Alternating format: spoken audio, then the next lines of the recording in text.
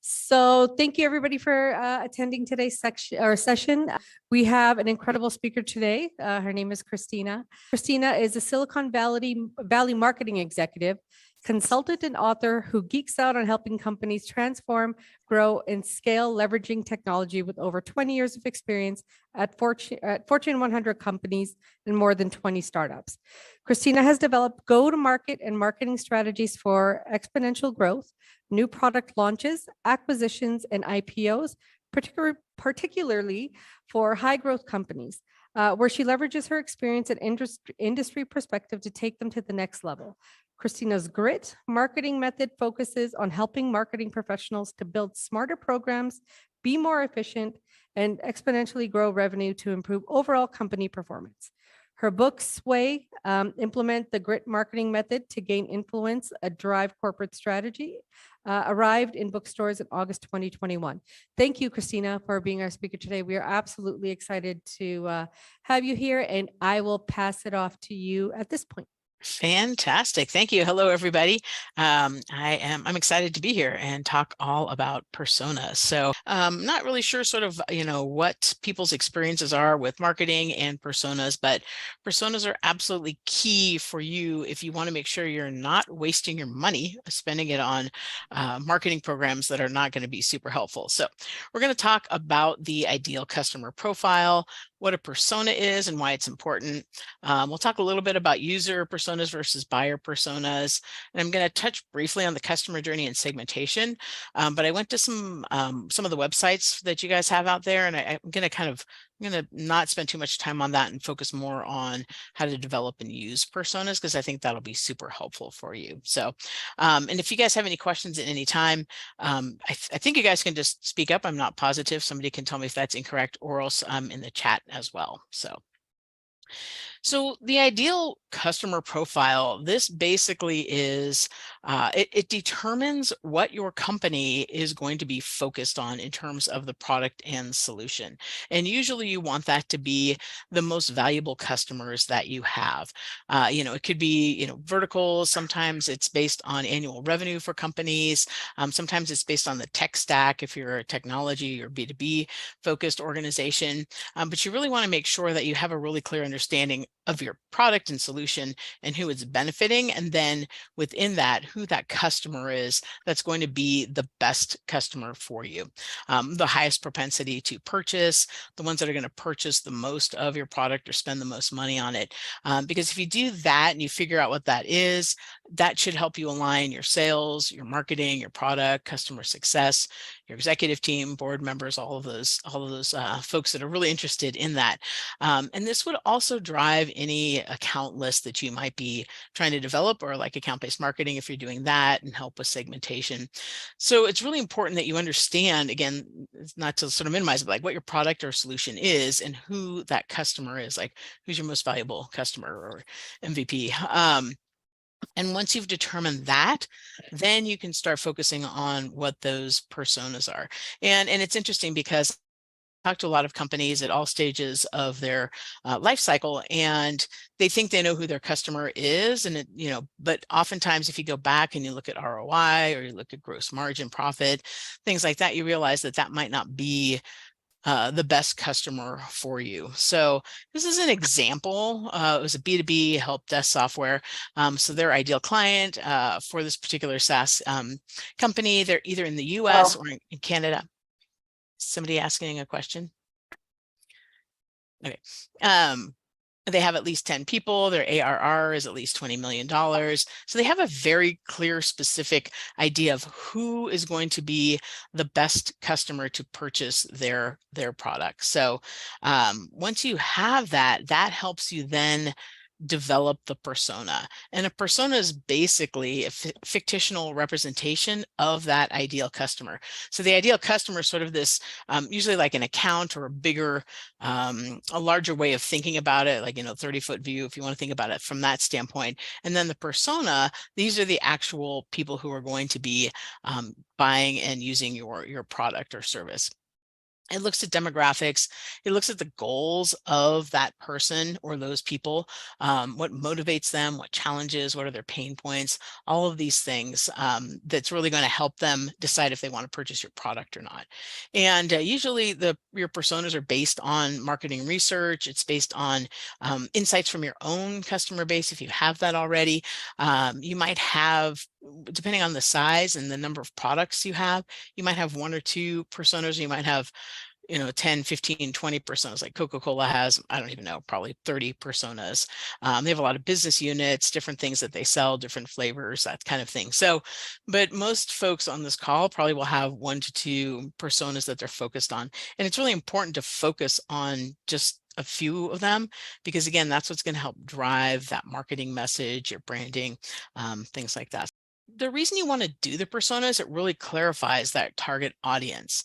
Again, like, who is that ideal customer? What are the behavior patterns of those folks?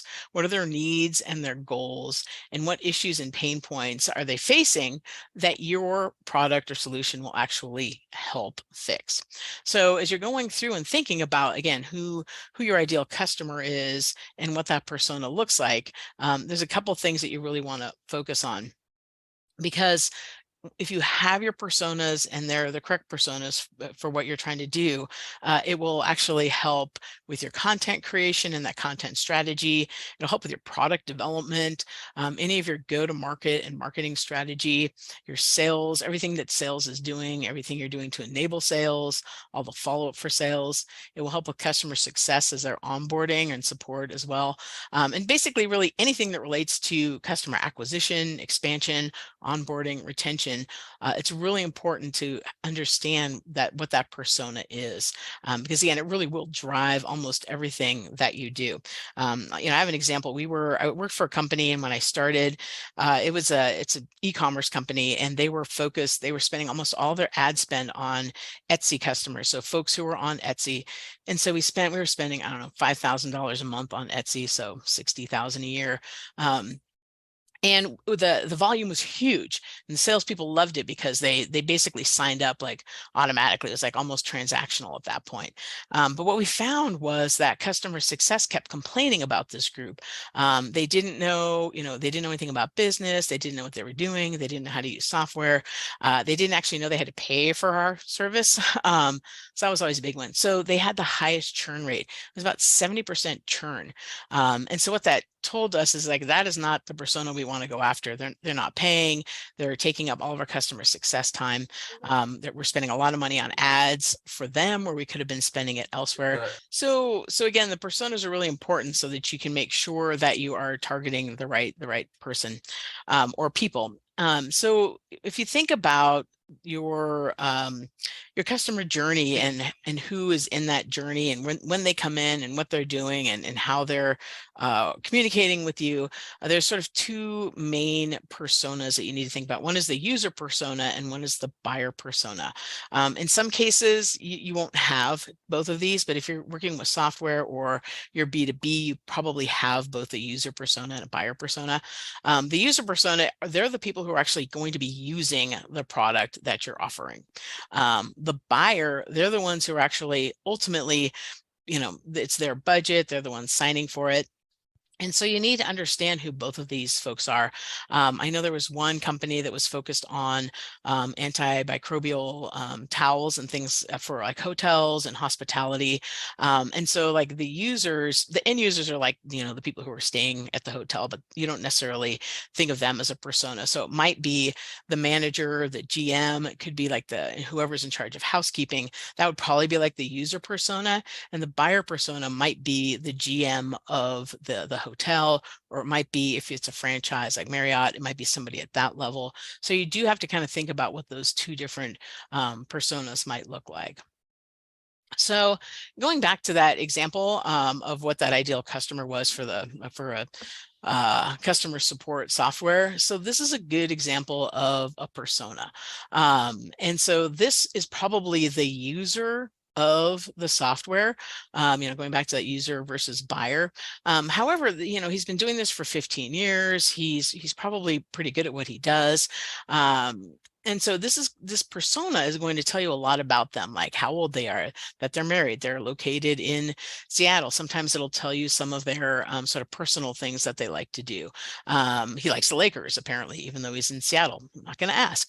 But, there's definitely things that motivate him, right? Like apparently he's very much into the design and how the look and feel is. He's into convenience.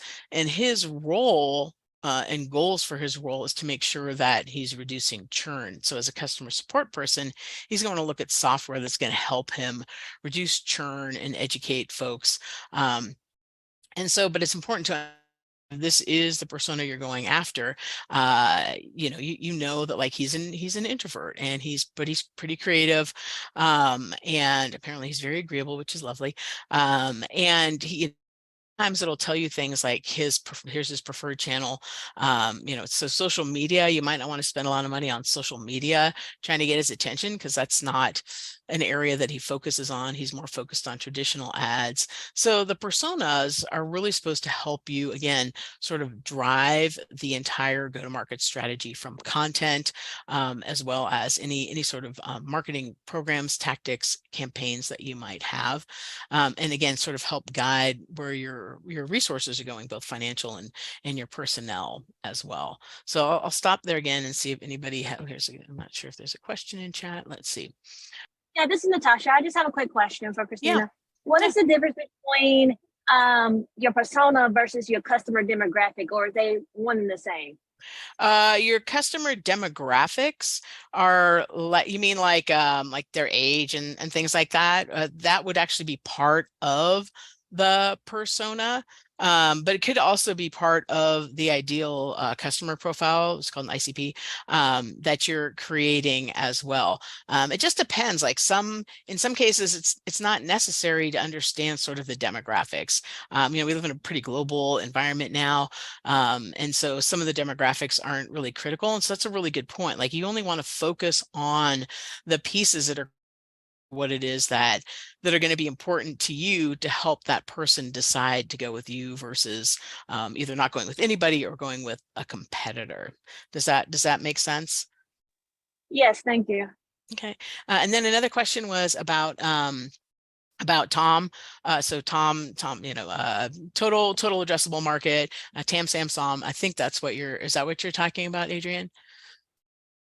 Yeah, so there's this thing called TAM, SAM, SOM. It's total addressable market versus, so that's like, people do this all the time. They're like, oh gosh, I can sell sleeping bags to every single human being on the planet. So that's my TAM, and that's not really your total addressable market. But if you're looking at what your total addressable market is, that's basically the larger scope of everybody who could potentially be a customer of yours. But then you need to, really kind of focus on who your actual customers would be. And so you kind of break that down even more.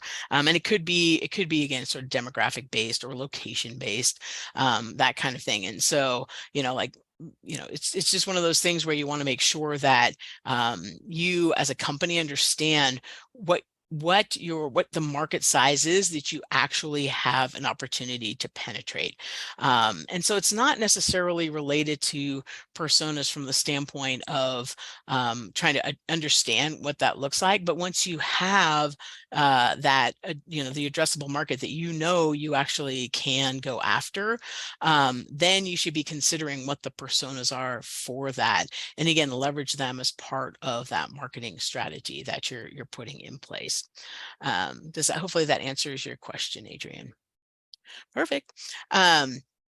So again, I'm going to talk a little bit about customer journey and segmentation, just to kind of give you guys a high level sense of why all of this is critical. So this is actually, this is straight from a diagram that I did for a company. We're a software company, B2B SaaS offering.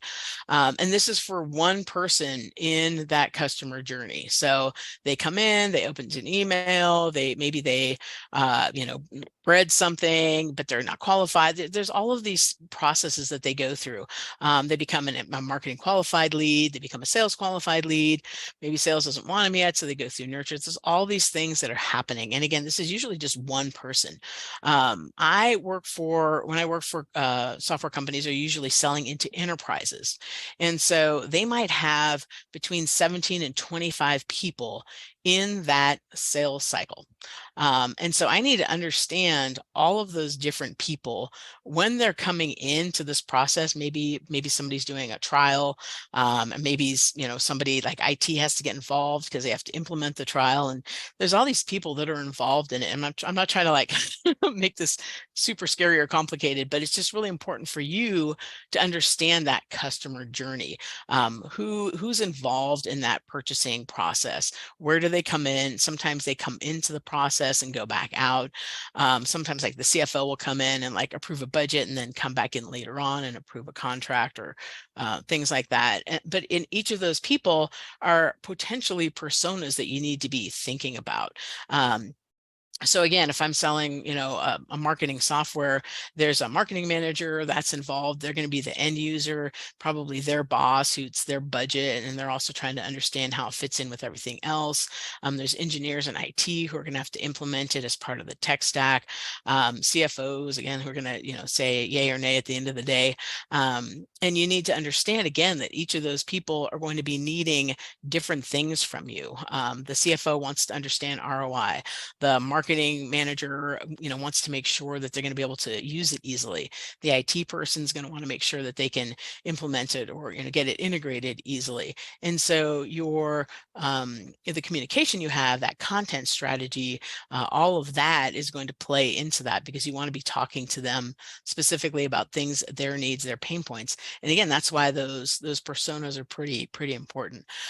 So you might end up, again, if you have like a B2B software, you might end up having like 4 different personas depending on what this customer journey looks like. So I just kind of wanted to bring that up briefly. And you guys will get the slides, and I'll also hopefully give you guys a couple of links that will help guide you to places where you can see like how to structure some of these things and how to build them out.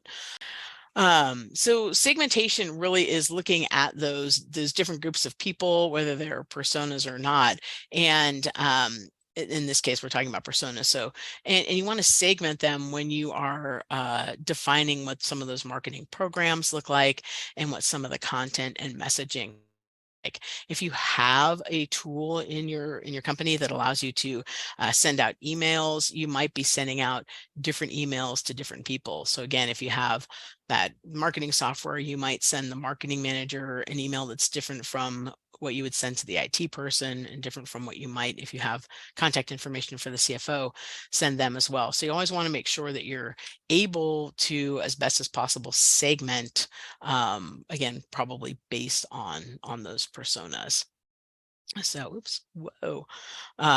So does that kind of help people understand like why personas are important? So I took a look at this one, the Rhythm House and Navis Inc. If you guys are here, actually let me know. It'd be helpful. But what if I think about this, right? Their goal and intention is to provide antimicrobial linens. So it looks like sheets and towels and robes and things like that. And so their market's probably going to be hospitals, hospitality, and I believe it said nursing homes as well. So this is their homepage. And the first thing they do is they start talking about their mission and vision, which is great, but that's usually sort of more of an internal piece that you want your employees to understand, because what you're trying to do here is you're trying to reach those personas. I think, is my camera off now? Can you guys hear me? We can hear you, and we can see the Lauren Allen website. Okay, cool. So in looking at this, my thinking is like, who's their ideal customer and who is the persona?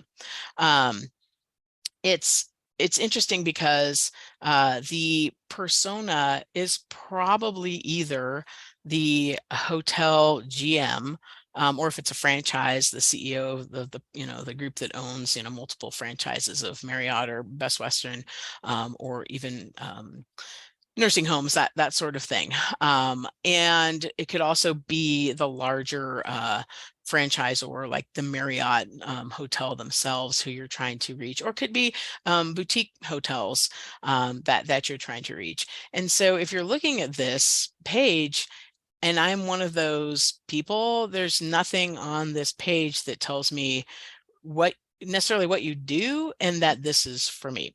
So that's just sort of an example of like really honing in on who that persona is, so that you can then take that and relate it and put it into, again, website or other marketing content. And again, this is pretty standard. This is, I'm not trying to call anybody out. This is a pretty standard thing that people do. A lot of people's websites, branding, messaging doesn't actually talk to their persona. So it's really important to, again, understand what that persona looks like, and then start looking at the content that you have and the different ads you're working with potentially, and make sure that that persona is being touched on there. So any questions there? Hotel chain, and I'm looking for antimicrobial towels and robes. Yep. I think this is a good website, so I'm not sure I understand why it isn't. Is this a retail website, or, maybe, do you mean that the buyer of, housekeeping or whatever it would be called, this would not speak to them because it's more geared towards a retail clientele? Thank you. Thank you. Okay. Right. So it's a really great question. So this, if I am a buyer for a hotel, for example, we have hospital linens here. So my hospital, am I buying towels and robes? Is this retail, or is this specifically for hotels? So as this kind of goes through its carousel here, it's not clear, who exactly that is. Then there's really nothing more here to talk about, what it is that you sell, like, or do I, how do I place an order? Or can I, purchase in bulk? Do you have pillowcases? So there's just not a lot of information. And so as that buyer, I'm going to have to go reach out to them. And so that's probably I wouldn't go any further with that. Is it customized stuff that we can purchase? So again, if you're thinking about that ideal customer, and I'm just making this up, I actually don't know who their ideal customer is, but if their ideal customer is that that larger, like Marriott, Best Western, at that corporate level, then what does that persona of a buyer for that look like? And what are they going to be? What are their pain points, so that they're going to come here and want to continue that conversation with me? So it's just missing a lot of information, and it's kind of going after a couple of different targets as well, some different personas.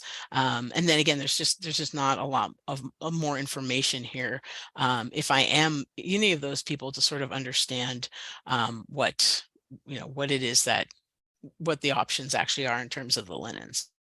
Does that make sense and help a little bit?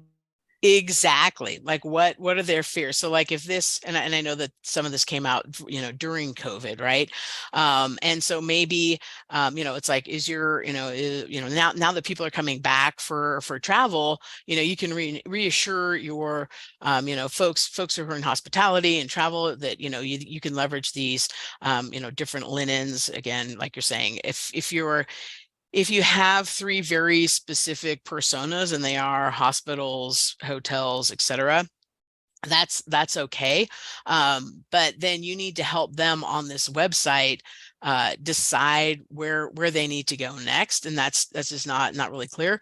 And again, if your ideal customer, and again, I just made up the hotels, I don't know if it's, again, hospital or hotels, one of the three, but you want to make sure that you understand which of those three is going to either purchase the most, be a longer term customer, right? Like, so maybe they have more turnover in hotels versus schools, hospitals. I don't know, making things up, but these are things that you as a business owner should think about and consider when you're trying to understand who that ideal customer is, who's going to give you the most value, whether it's, a one-time purchase or a 5-year relationship that you might have, and then really focus on helping them understand why they should, what they should be purchasing from you and how they can do it and why they should be doing it. So again, like you're saying, pricing, you don't have to put that on there. But again, like, can I have my logo on there if I'm a hotel? And there's just not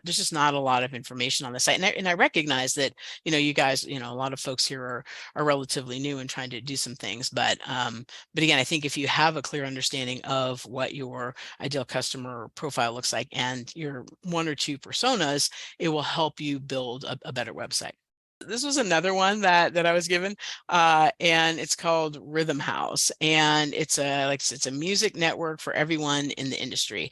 And so if you go here, I think, let me just see about, yeah. So it looks like they have, 80 personas that they're trying to attract. And again, for me, it just wasn't clear if, it's not really clear to me how they would potentially make revenue. It wasn't clear if they're trying to get these folks together, so that they can, sort of talk to each other and commiserate, or if they're trying to have, people who are having events and wedding events, hire, different musicians or DJs. So it just wasn't really clear to me what this site was doing. And I really had no idea, like, really who is your persona. And so again, it's just important to kind of get a sense of, like, where, most people start companies because they're passionate about what they're doing, and I completely understand that. If you want to have a successful business and are able to generate more revenue, it's always good to understand, sort of, again, where that main revenue channel is going to come from.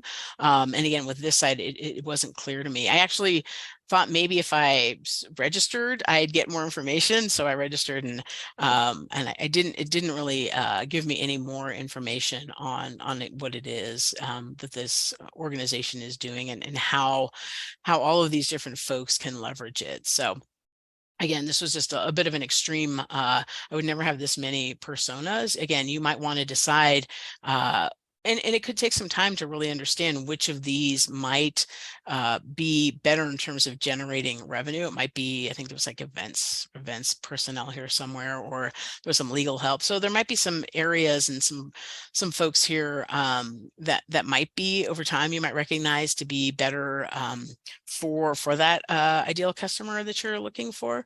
But right now, it was a little bit of a it was just interesting for me to try to figure out, like, what is their goal, and who are they trying to reach, and what are they selling, and who are they selling it to. So and then this was interesting. This is a company that supposedly did basically a system that allowed sort of anonymization of your site so that you would not get hacked. So, it sounded pretty interesting. It makes sense, right? Like, yeah, this is great. I don't want to get hacked. But then you come here and it's all about buying a domain, and then there's a completely different name here. So again, it just wasn't clear to me, like, who the target is, who the customer is. And so again, it just, regardless of, the folks in this room have that, these are just really good examples of areas that, again, it's really important to understand what those personas look like so you can direct your content towards that. So I'm going to go back to the presentation. Hey, Christina, another question here. Yeah. Hi, this is Natasha. Hi, Tasha. Hi. So earlier you spoke about Coca-Cola having 6 million personas, right? Or whatever. It's just about. I own a dog bakery. Oh, great. And all right. So my website is geared to the buyer, which is the owner of the dog, right? Not the dogs, right? Because not the dog, correct. But as I venture into wholesale, and now my persona changes to B2B, right? Yeah, excellent. how do I gauge my website to follow these two different personas? So that's a really good question. And this goes back to when you're thinking about your ideal customer, where you're going to get the most money or revenue from, right? Right now, it's probably the, pet owners, right? Because that's your established customer base. But it's going to probably shift over time to wholesalers, because that's the intention, right? You're going to be able to sell in bulk and sell more to those folks. And so you're going to have to sort of gauge when that sort of shift happens, because again, you're not just your website, but again, even the campaigns you have, the money you're putting towards the different campaigns will shift as well. And it's just something you're going to have to kind of determine. I've done this before, where I've had a website that was it was targeted at individual accountants, small to mid-sized businesses, and then large national and global banks. Those are three completely different audiences. And basically what I did was, on the website itself, and this is a good example for this group here, just make it super clear right here who you're talking to. Like, hey, hotel people, come here. Hospital people, come here. If you work in a nursing home, come here. So that they're not trying to find the information themselves. It's like you're telling them, like, hey, wholesalers, just click into this section of the website, and everything you need will be there. In terms of your marketing spend and how you're doing your campaigns, that's a little easier, because you can segment, whether it's your email list or other things that you're focused on, and then you can just kind of make that shift subtly yourself. Nobody else will sort of see and understand that on the back end of things. But again, you yourself will kind of have to determine. You never want to get rid of your cash cow. Those are the folks that got you to where you are, and they're probably loyal customers. They're going to give you good referral. They might even know people who would want to do wholesale. So just be cognizant of who that customer is, and they're still your end user, right? You might be selling to a wholesaler, but your end user is still those people who own pets and dogs and things like that. So does that make sense? And is that helpful? Yes, that is. Thank you so much. Mm-hmm. Yeah, and if anybody else has questions about about their companies instead of these poor folks who I picked on, absolutely just ask away. So in terms of developing personas, and somebody had asked about demographics, so that does come into how you want to think about developing those personas. Professional status these are just things that might make sense for you, right? Like if you are selling, if you have the dog bakery, your professional status may or may not matter unless you're like a pet sitter or something like that. But it might make sense. But like the pain points and challenges, again, that may or may not come into some of things like a product like the dog biscuits themselves, or the bakery. I'm not sure if you're selling biscuits there, but might be selling birthday cakes for dogs, whatever it is. But you still need to understand sort of like what those pain points and challenges are of that audience that you really want to focus on. The other thing that's really key is understanding the influences and where people are getting their information, right? So this is key. I was talking to somebody the other day, and they were like, oh, we just did a whole bunch of Instagram ads, and they didn't do really well. And it turns out their audience are engineers, and engineers are more on things like GitHub, looking at articles, than Instagram. I mean, in some cases. So they weren't really thinking about where their audience was getting their information and the resources, and what they were looking for, articles or blogs or podcasts or anything like that.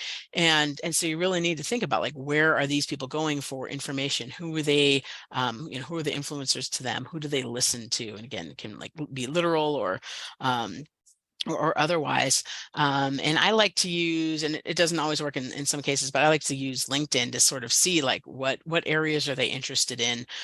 Who do they follow? Who do they read? Who do they, again, that one example of the persona, they like the Lakers. So, these are just things that might be useful, but you also you don't need so much information that it's like too much information. You need the information that's important for what it is that you're doing. And the other key thing too is to really understand what their purchasing process is. Again, I usually sell B2B software, enterprise software, and what happens is the person that needs it most is kind of on the hook, and they're like the champion of getting it purchased and installed. But if it doesn't work for that company, then they're kind of on the hook for making this recommendation. And so you always have to think about like what their pain points are. You have to help them understand that like this is a good purchase. So you might, bring in other influencers from the industry to help them, sort of make them feel like they've made the right choice. That they're recommending this product. In some cases, it's like a $20 million product, and they often feel that if they've made the wrong choice, their job is on the line. Usually isn't really the case, but it's like the feeling that they have. And so you really need to sort of understand like that, the emotions that they're going through, the challenges that they're going through, and that entire purchasing process that might be part of what's happening. And again, in some cases there's more transactional, so you won't have that.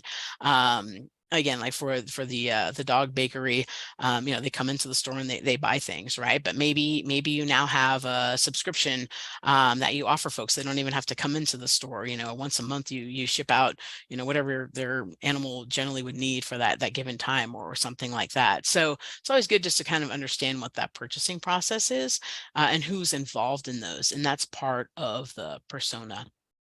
So, and there's different uses of personas. So marketing uses both those user personas and the buyer personas. They want to make sure that all the initiatives and tactics and the budget and everything that they're doing is going in the right direction, right? Like that Etsy example I had on, I was told that Etsy was great. We had so many leads, we have so many sales, and then turns out they were a really bad, example of who we should be selling to. So we just kind of took that persona out. Sales uses the buyer persona primarily because they're literally talking to that. The buyer is the one who's going to have the most influence, but they are going to have interactions with the users in some cases, especially again if you have like a long sales cycle or there's like five or more people involved in that. So they use that persona to sort of help have trust building conversations by talking literally about what those needs are and what the pain points are and what those goals and challenges might be for that person, whether it's the buyer or the user. Product teams will use the user persona mostly because they're the ones who are literally using that product or solution, and they might kind of get into what the buyer's looking for, mainly because they want to make sure that it's being purchased. But the product team is usually going to focus on the customers, the users themselves as they develop the priorities and the roadmap.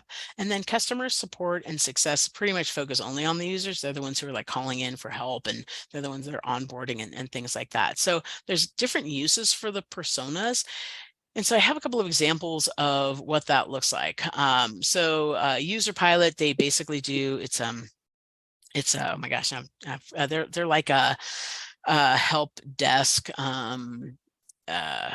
software. It's like a SaaS based B2B software product.